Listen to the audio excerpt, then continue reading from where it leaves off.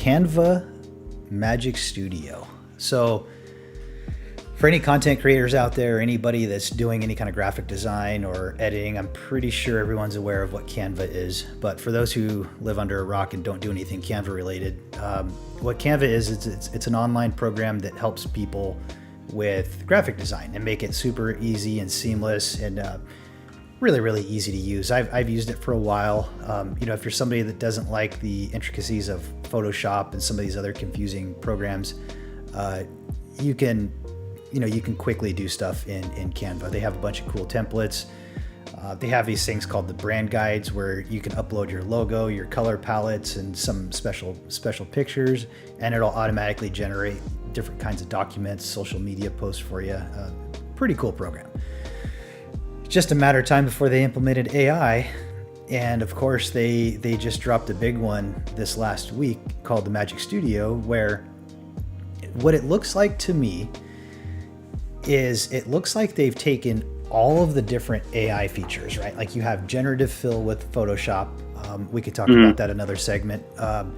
You have, DALL-E 3, which does the text to image, right? So you can type out what you want, like a dog riding a motorcycle wearing a backwards hat, and it'll create that.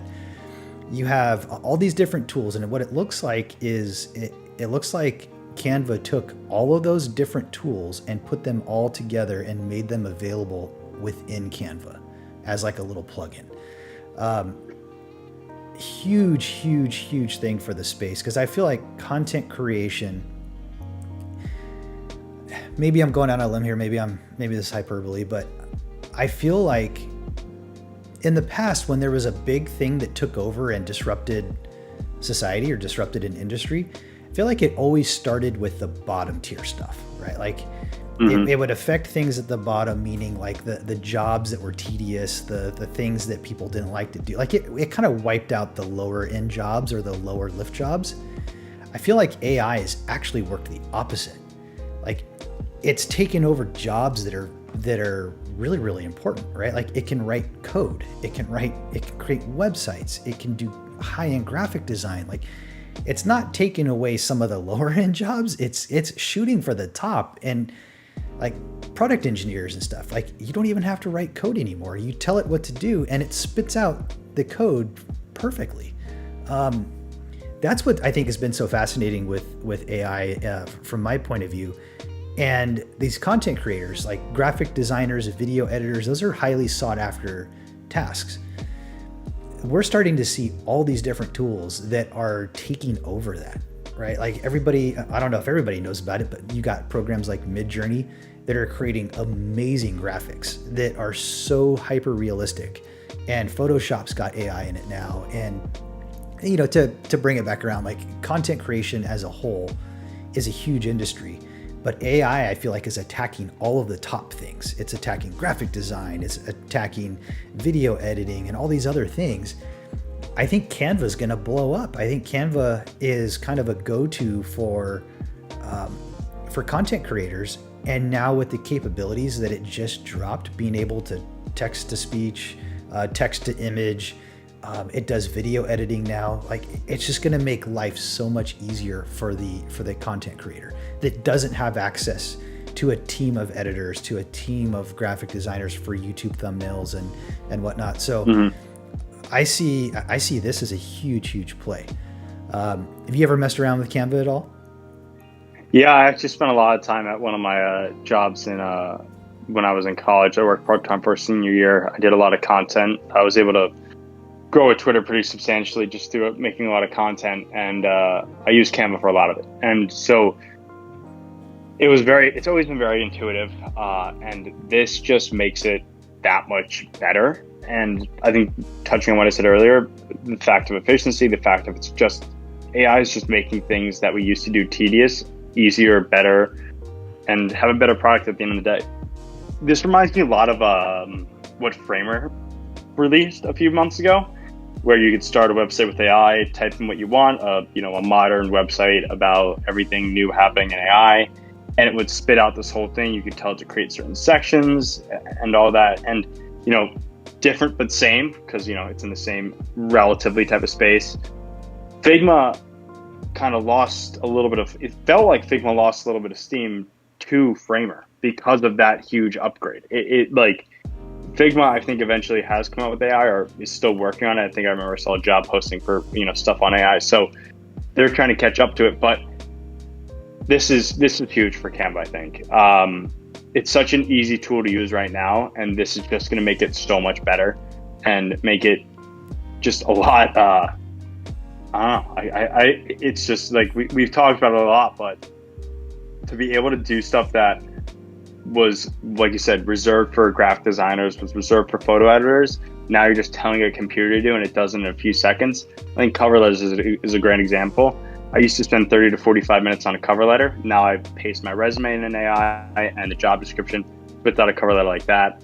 I can do 5 cover letters in 10 minutes. Like that's just stuff that we weren't able to do before. And now creating videos, creating new, series of content is becoming that much easier with Canva. I mean, I'm guessing you've worked a lot more in it than I have.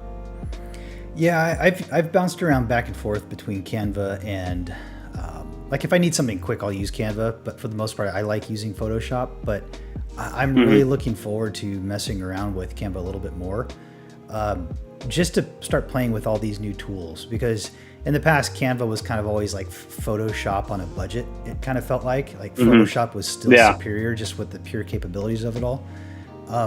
But if you're a brand and you have a message to get out, like let's say you have a Black Friday thing going on, coming up pretty soon, and you want to promote a certain product, you can lean into Canva now to create multiple different copy across all the different headlines, across the different flyers. You can have it create multiple flyers in multiple formats, all using your brand identity, your logo, your color palette, and it take you 2 seconds.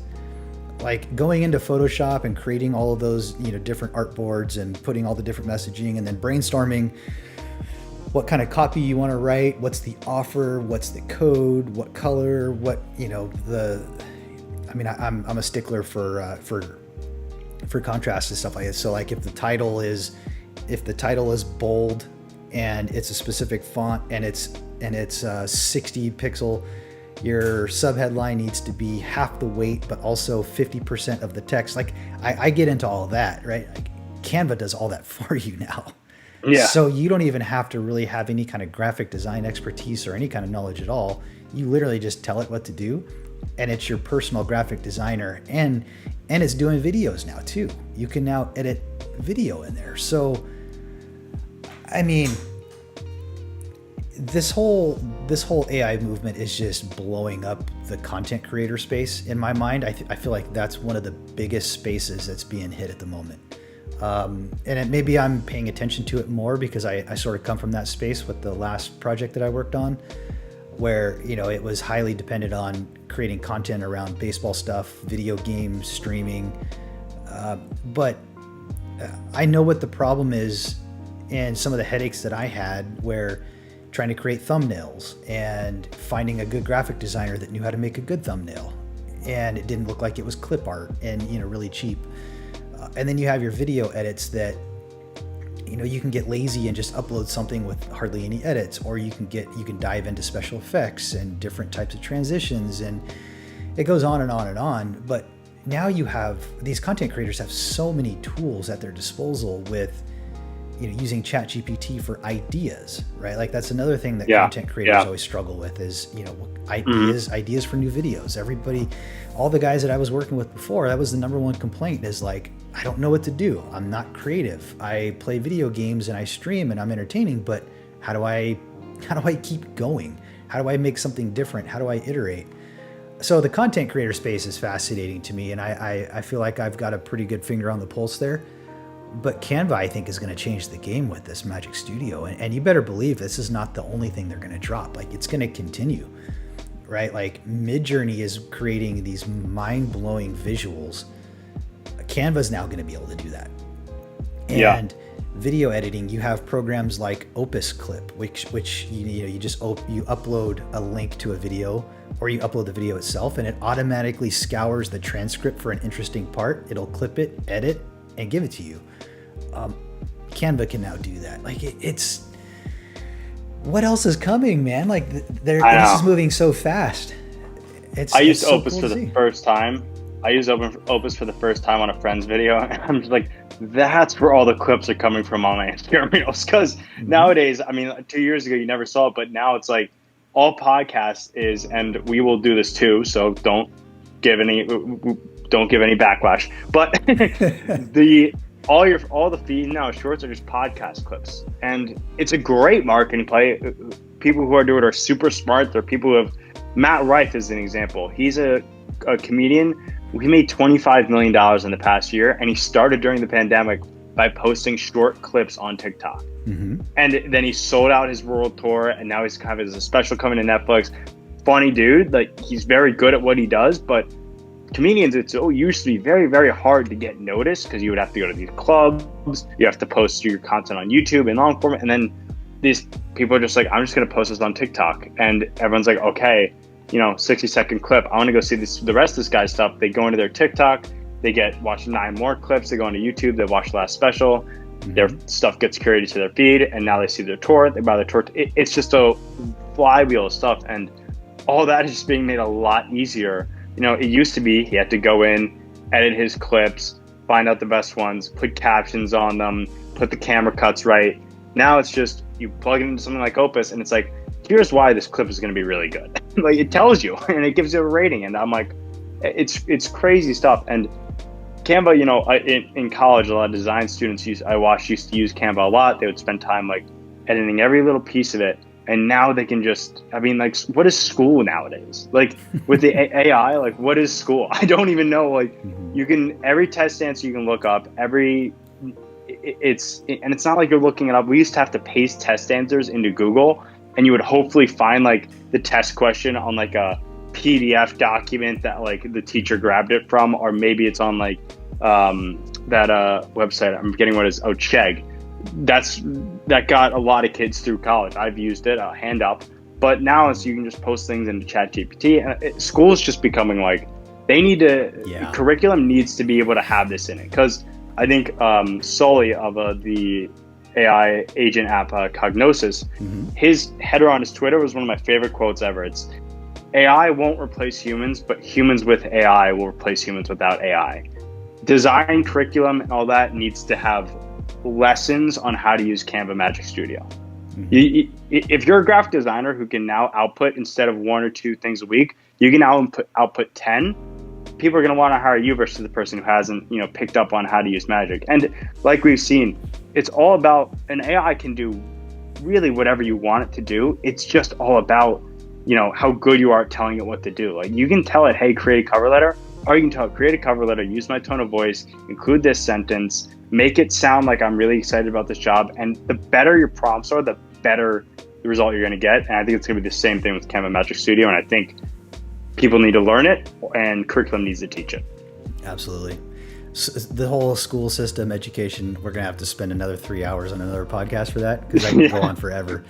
But I will leave you with, every time I think about school, I'm always reminded of my math teachers back in the day saying, you have to understand and work, you have to do this problem, you have to figure it out, because you're not always going to have a calculator with you. And now I think about it and I just laugh at it, because I've got a calculator on my phone that's in my pocket every minute of the day. And I don't even have to take picture. I don't even have to enter the equation anymore. I can just take a picture of it and it'll work it out. So school, a whole nother conversation. I don't know what equation you're doing nowadays that you need to take pictures of. Mine's mainly tip, but I learned the decimal rule where it's just, move one over times by 2. There you go. Very true. I just round up. Everything is just round up nowadays.